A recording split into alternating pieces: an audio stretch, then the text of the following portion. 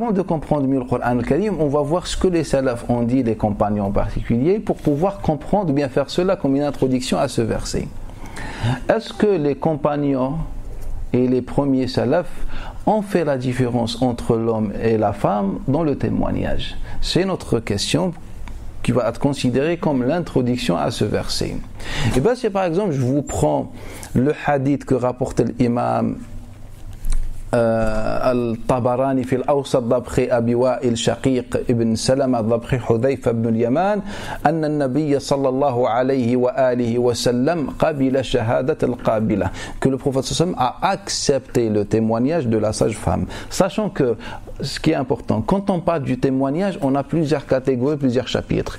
On a le témoignage dans al-huquq, les droits. On a le témoignage dans al-alaqat wal-amwal, les relations et la finance, les biens. Et on a le témoignage dans les sentences et les sanctions. Et la quatrième catégorie, c'est le témoignage dans les adorations. Donc, je vais essayer de vous donner des récits, des traces concernant chaque catégorie pour qu'on ne reste pas très longtemps. Je vais vous donner quelques exemples. Sinon, les exemples sont très nombreux.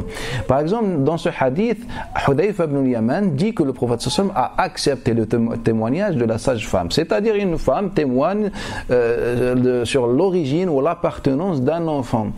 Et ça, c'est un sujet qui est important. Si une femme me dit, en vérité, cet enfant, c'est ton enfant, l'enfant à elle et non à elle, son témoignage est accepté. Si une femme dit, j'ai allaité cet enfant et cette fille, donc ils sont considérés comme frères et sœurs, c'est un témoignage qui est important, je pense. Et donc, a été accepté. Prenez aussi le hadith de l'imam Bukhari d'après Abdullah ibn Abi Mulaika, d'après Uqba ibn al-Harith, قال تزوجت امرأة لأبيه إيهاب بن عزيز. Il dit, je me suis marié avec une fille de Abi Ihab ibn Aziz. Et une femme m'a dit, لقد أرضعتك والتي تزوجت, je t'ai allaité toi et celle avec qui tu t'es marié. Je n'ai pas accepté ce témoignage et j'ai pris ma monture et je me suis dirigé vers le prophète sallallahu alayhi wa sallam. Je lui ai posé la question, فقال لي أبعد ما قيل, c'est-à-dire il y a un témoignage que le prophète a accepté ce témoignage et il a interdit à cet homme de se marier avec cette femme. Et le témoignage ou le témoin ici était une femme. Donc le prophète sallallahu alayhi wa sallam l'a accepté, n'a pas dit deux hommes et une femme. Dans d'autres exemples, par exemple, l'imam Abdurrazzaq nous rapporte d'après Ibn Jurayj, d'après Ibn Abi Mulaika, d'après Alqama ibn Waqqas, que Salama, l'épouse de Nabi sallallahu alayhi wa sallam, la mère des croyants, a témoigné au sujet de Muhammad ibn Abdullah ibn Zuhayr et ses frères. Et son sujet, c'était l'héritage, concernant l'héritage, la succession, etc. Et dans la présence de qui? De Abdullah ibn Zubayr, de Al-Harith ibn Abdullah, de Muawiyah ibn Abi Sufyan et d'autres compagnons. C'est-à-dire, elle a témoigné dans un sujet de finance. Et le verset dans Surat al-Baqarah parle de la finance, le commerce, etc. Donc, elle a témoigné dans ce sujet-là, dans la présence des compagnons. Donc c'est la femme de Nabi sallallahu alayhi wa sallam et dans la présence des compagnons. Donc cela veut dire qu'il n'avait trouvé aucun problème ni contradiction avec le verset. Omar ibn Khattab avait désigné qui en tant qu'un juge? Il a désigné Shuraih al-Qadi. Et bien Shuraih al-Qadi, comme il rapporte l'imam Amir ibn Shuraih al-Sha'bi, il dit كان شريح القاضي يقبل شهادة النساء في الحقوق. Ibn Abi Shayba nous rapporte d'après Mutarrif ibn Turayf, d'après Sha'bi, que le juge de Omar ibn Khattab, c'est-à-dire Shuraih al-Qadi, qui est né et embrassé l'islam dans l'époque de Nabi sallallahu alayhi wa sallam, a accepté le témoignage des femmes dans les droits. Donc cela nous montre que même dans les droits, le témoignage des femmes était accepté. Dans l'époque de Ali ibn Abi Talib, d'après Ibn Al-Mazini, d'après sa sœur Hind. Hind nous rapporte nous dit, nous étions un groupe de femmes et on avait un nourrisson allongé. Et une femme, sans qu'elle le voie, elle a piétiné et il est mort. Et puis on a témoigné à Ali ibn Abi Talib que cette femme ne l'a pas fait d'une manière volontaire et il a prononcé un jugement en se basant uniquement, elle nous dit, sur un témoignage des femmes. Là, on est dans une sanction, dans une sentence où Ali ibn Abi Talib se base entièrement sur le témoignage d'une femme. Donc, comment quelqu'un vient me dire que le témoignage de l'homme est égal au témoignage des deux femmes? Ce n'est pas ce que les salaf salih ont compris. Ce n'est pas ce que Salaf Salih ont compris. Zuhri dit la sunna est connue, que la femme est acceptée, que le témoignage de la femme est accepté. Et on a d'autres exemples sur ce sujet.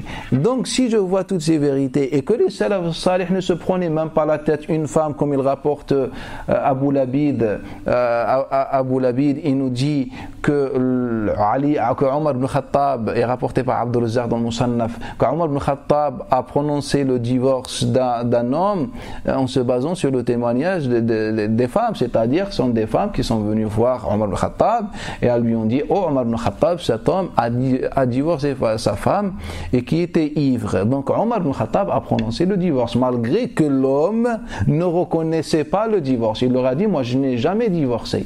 Donc Omar ibn Khattab a accepté le témoignage de ces femmes. Et les exemples sont nombreux. Donc, si je trouve que tous les salaf salih et les grands compagnons acceptaient le témoignage de la femme dans tous les sujets de din, là je dois me poser la question: est-ce qu'on a bien compris le verset? Le verset وَاسْتَشْهِدُوا شَهِيدَيْنِ مِنْ رِجَالِكُمْ فَإِنْ لَمْ يَكُونَا رَجُلَيْنِ فَرَجُلٌ وَامْرَأَتَانِ. Et c'est pour quelle raison j'ai dit aux frères de terminer le passage concernant les témoignages? En vérité, pour vous amener avec moi et méditer sur ce que Allah Ta'ala a dit exact. Il nous dit dans le sens à défaut, c'est-à-dire si on ne trouve pas deux hommes, et bien un homme avec deux femmes. مِمَّنْ تَرْضَوْنَ مِنَ الشُّهَدَاءِ, de ce que vous agréez comme témoin. Il faut qu'on comprenne la situation de ce verset et le temps de ce verset pour comprendre. En vérité, on était dans une époque où la femme, elle n'avait absolument aucun statut social. La femme, et qu'on n'imaginait pas un jour le Coran al-Karim ou le hadith de Nabi sallallahu alayhi wa sallam nous dit maintenant la femme c'est comme les hommes. On était encore au début de la prophétie, c'est-à-dire que le Baqarah est descendu à Mecca en arrivant le prophète sallallahu alayhi wa sallam à Médine, en arrivant à Médine, c'est-à-dire on est au début réellement de l'islam, car la loi etc., la majorité des versets qui parlent de tashri' etc. sont à Médine. Donc lorsque je suis cet ordre, je trouve que le premier verset, ou bien au début de l'islam, Allah Ta'ala nous dit cela. Et après, il nous rajoute cette condition. Un jour, Ibn Abi Mulaika pose une question à Abdullah ibn Abbas. Il lui dit: est-ce que tu acceptes le témoignage des enfants? Quelle est la réponse d'Ibn Abbas? Il nous dit: ils ne font pas partie de ceux que nous avons agréés. Ils ne font pas partie de ceux que nous avons acceptés dans notre tradition. Pourquoi Allah Ta'ala rajoute mimman parmi ce que vous agréez comme témoin? C'est-à-dire que le témoignage dans ce verset, ou bien ce verset n'est pas là pour mettre en place une loi. Ce verset c'est une introduction. C'est un verset qui nous parle, qui simule un peu notre raisonnement. C'est comme le verset de sur le khamr dans Surat al-Baqarah. وَيَسْأَلُونَكَ عَنِ الْخَمْرِ وَالْمَيْسِرِ قُلْ فِيهِمَا إِثْمٌ كَبِيرٌ وَمَنَافِعُ لِلنَّاسِ. On t'interroge sur le khamr, sur le vin et les jeux de hasard. Dit, ils ont un grand péché et un avantage, sauf que leur avantage est léger par rapport à leur grand péché. Donc ce verset ici, il n'est pas là pour nous dire que le vin haram ou pas haram, il est là pour nous convaincre d'une manière rationnelle. Et bien le verset le verset sur le témoignage est dans le même contexte. En fait, il nous dit, voilà, si vous êtes deux hommes, s'il n'y a pas deux hommes, un homme avec deux femmes, de ce que vous agréez. C'est-à-dire que ça reste chez vous, que Allah Ta'ala prend en compte la position et la tradition des hommes, ce que vous agréez. Mais aujourd'hui, est-ce que nous agréons le témoignage de la femme ou pas? Est-ce que nous acceptons aujourd'hui le témoignage de la femme ou pas dans la société et la tradition? Bien sûr que oui. Donc Allah Ta'ala il nous dit: Donc la femme fait partie de ceux que vous avez agréés. Il n'y a pas donc maintenant de femmes car la tradition a changé. Donc dans cette tradition, Allah Ta'ala il nous dit parmi ceux que vous agréez. Et après Allah Ta'ala il nous dit et si l'une oublie ou s'égare, c'est-à-dire oublier, bah l'autre va la rappeler. Et donc imaginez, moi je suis le juge et j'ai un homme avec 2 femmes. Et puis une a oublié. Maintenant j'ai combien de témoins réellement? J'ai 2 témoins, un homme et une femme. Donc là j'accepte le témoignage de la femme. Sauf que Allah Ta'ala dit fatudhakkir ihdahuma al-ukhra et que une va rappeler à l'autre. Mais en vérité celle qui se rappelle, en vérité, elle est influençable. C'est-à-dire suite à une influence. Moi, je vais te dire, rappelle-toi, tu me dis, peut-être, je ne sais pas. Donc, on n'est pas face à 2 témoins indépendants qui nous livrent une vérité ou bien un récit sur une scène. On est face à un témoin et un deuxième qui dit, je pense, ou bien suite à ce qu'elle m'a dit, qu'on me rappelle, je pense que c'était le cas. Et après, on va revenir au reste du Coran al-Karim. Le témoignage en islam, donc dans le Coran al-Karim en particulier, a été évoqué 4 fois après ce verset, a été évoqué dans le Surat al-Ma'ida, le verset 106. Il a été évoqué dans Surat al-Talaq, le verset 2. Il a été évoqué dans Surat al-Nur, le verset 4. Il a été évoqué dans Surat al-Nisa, le verset 15. Et que toutes ces sourates sont descendues après. Donc les 4 témoignages nous parlent des sanctions et des sentences, c'est-à-dire je parle du verset de sourate An-Nur et le verset de sourate An-Nisa qui nous parlent des sanctions. Et les 2 autres versets nous parlent, celui de l'Maïda nous parle de l'héritage de la succession, c'est-à-dire la finance, les biens, et l'autre nous parle de quoi? Nous parle du mariage et du divorce. C'est celui de Surat At-Talaq, le 2e verset de Surat At-Talaq. Donc on a 4 témoignages, dont 2 nous parlent des sanctions, un de la finance et un du mariage et le divorce. Donc dans ces 4 témoignages, Allah Ta'ala ne retient qu'une seule condition, Dhawa'i adlin minkum, qu'il soit pieux, c'est-à-dire qu'il ne soit pas menteur. Et dans le verset de Surat al-Ma'ida, Allah accepte même le témoignage des non-musulmans dans l'héritage, ou le testament précisément. Et donc Allah Ta'ala dans les autres versets ne prend pas en compte la nature de la personne, c'est un homme ou une femme. Il prend en compte juste la piété de la personne, si elle ment ou pas. Sachant que le Maïda est descendu à la fin de la prophétie, comme il nous rapporte Ahmad d'après Abi Abdurrahman al-Hubli d'après Abdullah ibn Amr, sachant que Surat al-Nur est descendu après Al-Khandaq ou Al-Ahzab, c'est-à-dire environ la 5e année ou 6e, la 6e ou 7e année selon la divergence sur la date exacte entre Ibn Ishaq et Moussa ibn Uqba, sachant que Surat al-Talaq est descendu après ce qui s'est passé à Abdullah ibn Omar Ibn Khattab radiallahu anhu wa an abi. Donc en quelle année? Donc on est après la 4e année.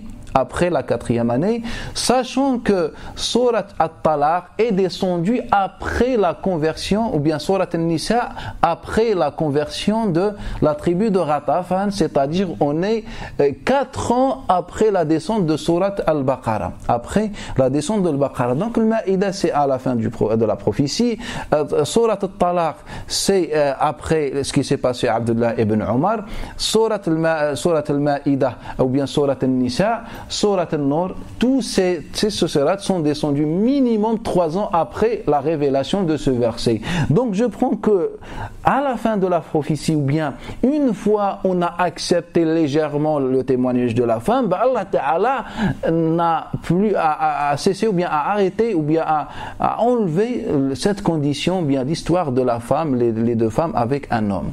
Et donc moi ce que je comprends en lisant le Coran al-Karim, qu'il y a une évolution par rapport à la culture et par rapport à l'acceptation des gens, c'est-à-dire pour qu'on prépare les gens psychologiquement et intellectuellement pour accepter une vérité, ce qu'Allah Ta'ala a fait pour le khamr, pour les différents sujets de din. Sauf que nous on est resté sur ce verset, et surtout si